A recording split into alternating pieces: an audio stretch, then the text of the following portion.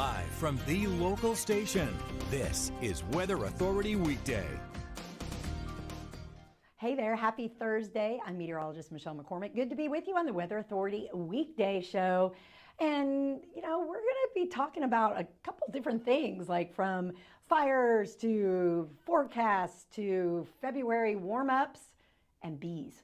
We're going to be talking about some bees too. So you're going to want to stick around for all of that. We got a half hour of weather for you right now. All right, first off, let's start with the most recent brush fires that still continues to be an issue down in Putnam County. And it's this spot right here that we have pulled up on the fire tracker. Now, we also have another map that this relates to, but roads have been kind of closed on and off through this area. School buses have been delayed on and off over the past several weeks due to this Putnam County area at Kyoke, I know I'm saying that wrong, road. I don't know how to say it. It's Keuka Road. I think that's the right way. And the area here that you see with the red, that's the area that seems to be under the most visibility disruption, if you will, due to this. Now, this morning we also had fog. So mix the fog with the smoke and you definitely have a lot of issues. So I wanted to kind of zoom in a little closer through here. There was a secondary brush fire this morning too in Palatka that near Cow Bay and environmental.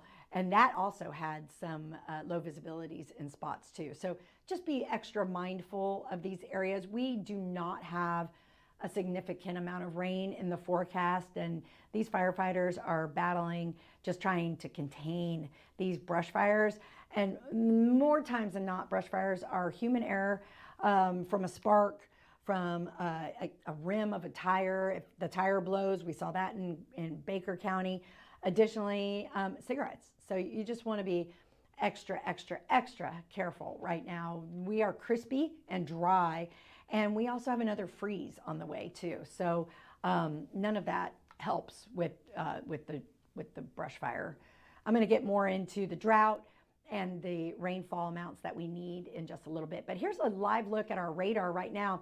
And, you know, through the areas of Southeast Georgia here, we definitely have a little bit of here, I'm going to zoom in a little bit for you. A little bit of, what is that? Caitlin, that's rain. Is that rain? It's a little bit. We haven't seen rain in a while. I know, it's been a while. You know, last Sunday we did have some heavy downpours at times with that storm system that moved through. And we do have more on the way this Sunday. But right now, this is some just rain falling across areas of Ware County and Charlton County. And let's put this kind of a little bit into motion. You can see it right there, how it's just moving a little bit west to east at the moment. And hey, can't knock it. We can use it, whatever rain we can get. And actually, over the next 1 to 3 days, this is the only area that looks like it's going to have any significant rainfall totals. But taking a look at an area that has a lot of water, it's the St. Johns River. And from Ortega across the river into downtown, there's a sailboat out there today. It's a nice day to be on the boat. There's plenty of wind. It's a good sailboat kind of day. But now at least we can see downtown, and it's a little hazy. We had some foggy, dense fog this morning in spots, including this area where we couldn't even see downtown. Here's the Morningstar Marina at Mayport, and we are seeing some sunny conditions through here, partly cloudy skies, the winds picking up out of the south for southwest at 11, 74 degrees at the beaches right now. Who wants to be at the beach right now? Me. Yeah, we're both raising our hand for that one. But lovely day, a lovely boat day as well. Earlier today, there was some dense fog over the water areas too, but pretty decent there. All the way to the airport, we're seeing a little pops of sunshine. At the airport this morning, it was as low as 61 degrees, and now we're at 75. The normal low, Caitlin, for this time of year is about 45. So yeah, we're a little bit on the warm side. Our normal high for this time of year, we hit about 9 o'clock this morning. It's 70 degrees. So we're just kind of moving on by, and current temperatures across the area, upper 60s along the beaches of Southeast Georgia, and into the mid 70s at the airport. So a difference between yesterday and today, well, not a lot. It's 2 degrees warmer in Gainesville right now, 2 degrees warmer in Green Cove Springs than it was this time yesterday. But the low temperature since midnight, we were at low as the upper 50s at the beach and 61 at the airport, 62 this morning in McClenny, 55 in Palatka. And then the wind speeds. So we will have windy conditions out of the south and out of the west throughout the day. Reading now at 11 at the Mayport Naval Air Station, and then at 12 at JAX International. Wind gusts, though. We will see these gusty conditions throughout the day. So you might want to hold on to your hat if you go out for a little while. A gust could sweep it away, and make sure if you have any items floating around your backyard, you kind of stow those away too. All right, here's what future track looks like over the next several days, next 48 hours or so. Again, light shower activity through southeast Georgia throughout the afternoon. Just about 10% of people will see that. Otherwise, the clouds will kind of roll in along with the Gulf Coast sea breeze this afternoon. And then tomorrow, we can't rule out additional light rain showers. But back to the drought monitor here, where we have a foot deficit plus of rainfall, and this is well below normal. We probably need about 20 inches to get back to where we should be, because we didn't have 10 inches of rain in 2025, and now we've approached 2026, so we'll need 20 inches, if you do the math, by the end of this year to get 20 plus inches to get to where we need to be as far as rainfall. And all the areas there in red here is the extreme drought. So this has not changed over the past several days since about Valentine's Day. So just keep in mind, we are still in this drought, and we're still not in our fire season yet even. That's kind of later in the spring. All right, so the rainfall amounts over the next several days, again, not a significant amount of rain, and some areas are showing no rain at all. This is just one of many models. Some are showing up to a ½ inch of rain, which would be awesome if we could even get that. But mostly cloudy to partly cloudy skies. Again, pops of sunshine throughout the day. 81 for our high, and then back down to 73. So high temperatures today in southeast Georgia. We're looking for low 80s, kind of nice out at the beaches, maybe a little cooler in the Golden Isles, and then west of town, Middleburg, Palatka, even Keystone Heights, you guys could see 82, and Lake City, maybe even 83 today. The record for today is 86. We're going to talk more about that in just a little bit. But temperatures right now across the whole country, because Caitlin and I, the producer, she and I love to talk about traveling and going out to Park City. And look at that, Caitlin, 25 degrees. That'll keep snow on the ground there. Yep. They just had significant snowfall. There was also significant snowfall in the Sierra Nevadas through Lake Tahoe, where we had deadly avalanches near Truckee. A friend of mine lives in Truckee, and she sent me a picture of her front yard, and they have been like snowed in for days. They have more on the way too. So hearts and hugs out to those folks in those areas as they battle those very dangerous avalanches. It's been an unusual avalanche season. But even Denver's at 23 today. The warm air is definitely in front of it, and that cold air is coming our way. This is a frontal system that will start to trickle down into the south over the next several days. But high temperatures today in those same areas, looking for 37, Salt Lake, 40 in Denver, even 49 in Vegas. That's pretty chilly, but check out all the 80s through New Orleans, even into Miami. Brownsville's close to 90. Ouch, that's pretty hot for Brownsville, Texas. All right, so tonight temperatures will dip back down into the upper 60s by 11 o'clock. I think we'll have another Friday morning with the opportunity for fog to develop yet again into the overnight hours for your Friday, finally Friday weather. Starting off very similar to where we were this morning. We were at 61 this morning, 59 tomorrow morning. All right, Ortega River Run. Do you run this, Caitlin? No, but Eric Wallace does. Oh, he does? So does Mel. The Ortega River Run is going to be a little bit on the warm side, if you will. It's a good warm-up for the Gate River Run, which is 2 weeks from Saturday. We'll be out there live for you folks on Saturday, March 7th. But this weekend is the Ortega River Run. It's a 5-miler. At 8 a.m. starts the 1-mile fun run, and then the 5-miler starts at 8:30. So by 9 o'clock, when folks are halfway into their 5-miler, maybe, 90% humidity and close to 70 degrees. So a little bit warmer, so you want to make sure you're wearing correct clothing for this. Even if it's starting out a little on the cooler side, just dress accordingly. You don't want to overheat, and you definitely want to stay hydrated. Hydration, hydration, hydration for this run on Saturday. All right. We're going to talk about this 7-day. We're going to come back to it in just a little bit. But as far as the temperature today, 81, the record high for today is also 86. We're not going to be near that. That was in like 1867 maybe. But this Friday and the Saturday 86s, these could tie record highs.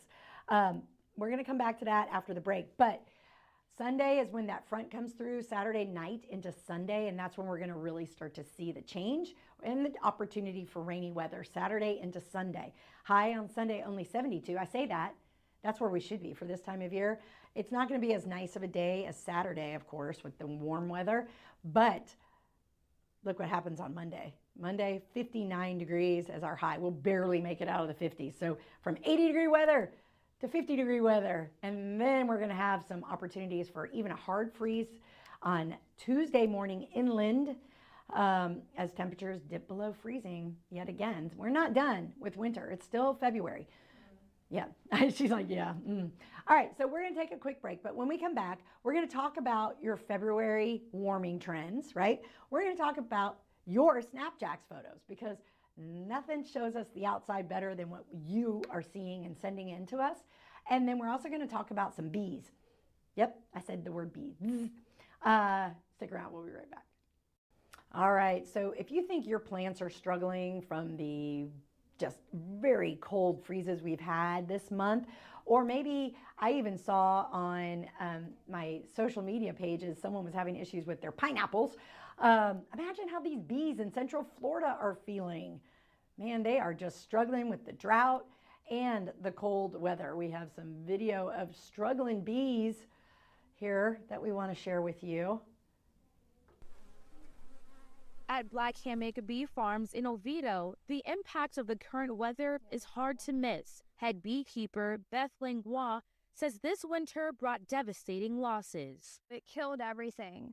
So right now we don't have any plants that are producing nectar, as well as plants that are producing pollen. Without flowers or trees to feed on, the bees were left without their main food sources. You can see the bees in there landing on it. To keep them alive, Beth and her husband turned to constant feeding. Right now we're getting thousands and thousands of pounds of sugar, mixing it with water, making sure all the colonies have buckets on them so that they don't starve to death. The extra care comes at a cost, both financially and emotionally. We had approximately 500 honeybee colonies at the time, and I'm pretty sure we're right at like a 50% loss. It was devastating. I felt really bad. I mean, I cried a whole bunch, and even when we had to go through to clean up the colonies that did not make it, they froze to death. Owner Dennis Langlois says the problem goes beyond just cold temperatures. Drought conditions have made recovery efforts more difficult. The plants that were affected by the freeze stopped the production of those foods, so whether that be pollen or nectar,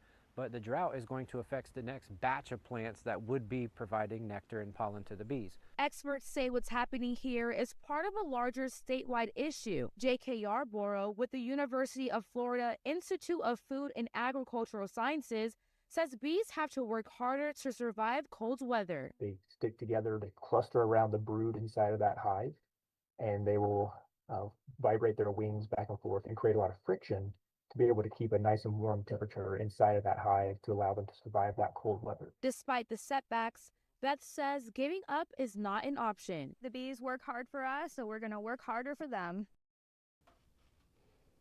Well, bees do what humans do, you know?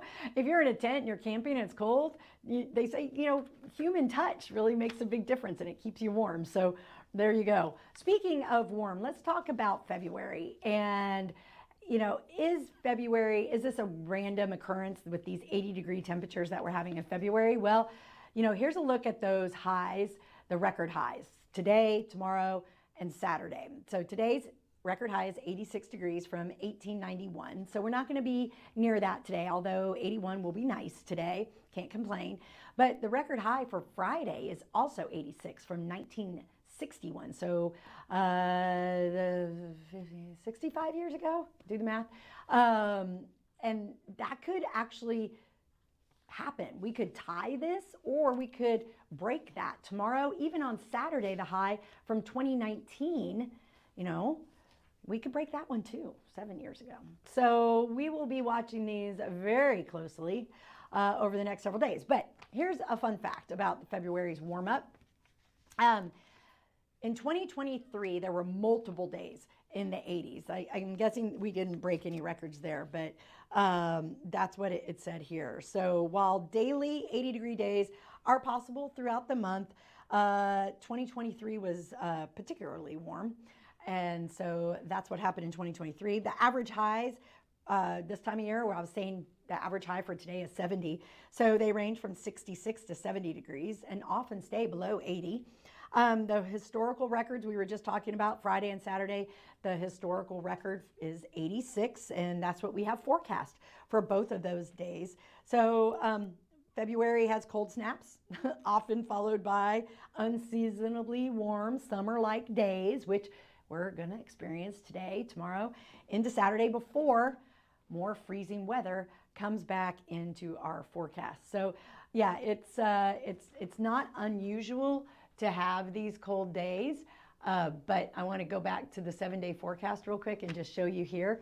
This is what I'm talking about. Today our high of 81, tomorrow 86, Saturday 86, and then the freezing weather returns Tuesday morning, Wednesday morning, again with possible even hard freezes.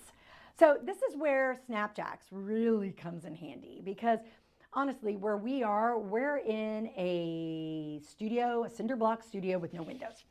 And your Snapjacks photos really help us see what's going on outside. We love, the weather team specifically, we love your Snapjacks pictures of your rain gauges.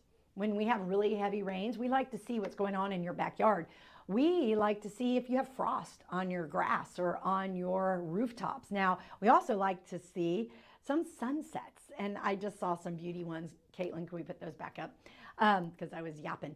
All right, so this one is from one of our insiders saying, after today's storms, this is actually 3 days ago from RG2306. Now you have to be an insider. This is actually quite beautiful. Those clouds are really intense looking, but you just have to be an insider. You just go to news4jax.com, you click on be an insider, and then you can upload all your Snapjacks pictures. You can use a username. You can tell us where you are. That way, when we show these beautiful pictures like this one from Flamingo Kimbo. Now, Flamingo Kimbo is a regular. She sends, or he sends, some amazing photos, and I love this caption, hope we can all use as a reminder. Look at that beautiful rainbow. I remember that. That was from the other day. That was from Sunday when we had all that rain come in and it moved out and left behind these gorgeous rainbow shots. This one's from Sean Gorman. Rainbow taken off of Southside Boulevard near Tinseltown Theater. Again, 3 days ago. Thank you so much for sending that one in. Yeah, we love turtles too, and we love pets.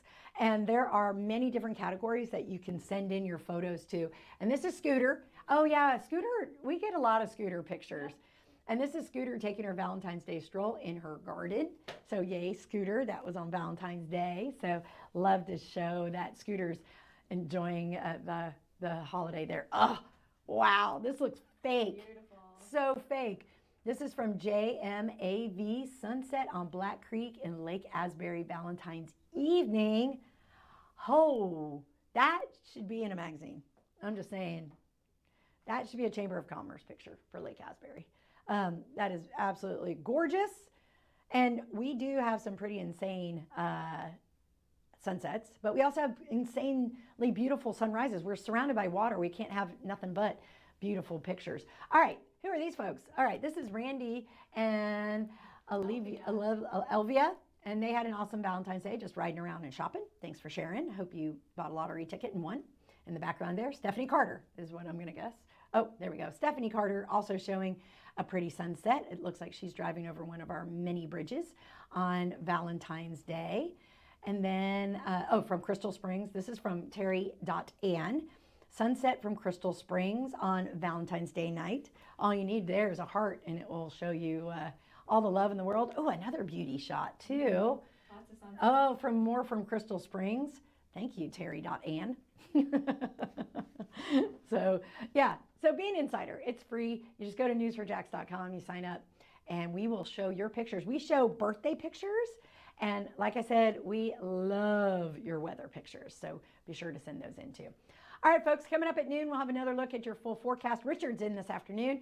He will take a look at your extended forecast as well, right here on News4JAX Plus around 3:25, 3:30, and then the evening shows. So hope you have a great Thursday and enjoy this warm day. We'll see you back at noon.